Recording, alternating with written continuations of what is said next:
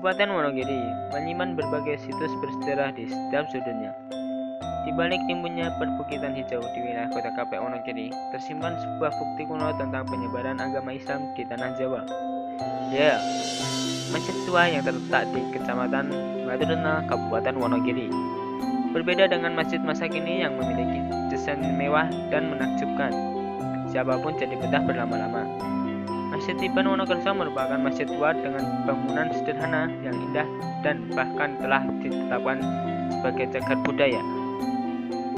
Bangunan berukuran 7x7 meter ini menumpang di atas balok-balok batu besar, tidak menapak langsung di atas tanah. Bagian dalam masjid satu mimbar yang biasa digunakan imam saat berkhutbah masih dalam keadaan utuh.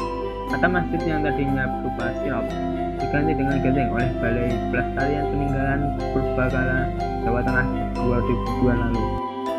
Tiban bukan nama orang atau kata dari masyarakat, namun menurut sejarah pada masa perjuangan Raden Mas Said atau Pangeran Sambernyawa dan anak buahnya yang melarikan diri dari kejaran Belanda dan Kartasura. Begitu sampai di tempat ini, mereka bersembunyi di semak belukar.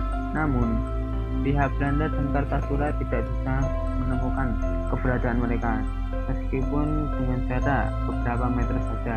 Kemudian Pangeran Sambernyawa baru menyadari bahwa mereka sedang bersembunyi di kolong masjid kuno. Kala itu beliau tak mengetahui secara pasti siapa yang membangun masjid tengah hutan ini. Lantas beliau menyebut dengan istilah tiban atau datang secara tiba-tiba dalam bahasa Jawa.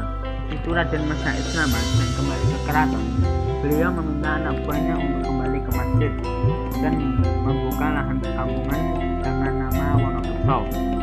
Tujuannya adalah untuk melestarikan keberadaan masjid yang telah menyelamatkan hidup Pangeran Sambernyawa. Bangunan ini didirikan pada zaman akhir Majapahit dan awal Kerajaan Demak di sekitar masa perjuangan Wali Songo dalam penyebaran Islam di Jawa. Hingga sekarang Masjid Tiban Wonokerso masih digunakan warga sekitar untuk beribadah.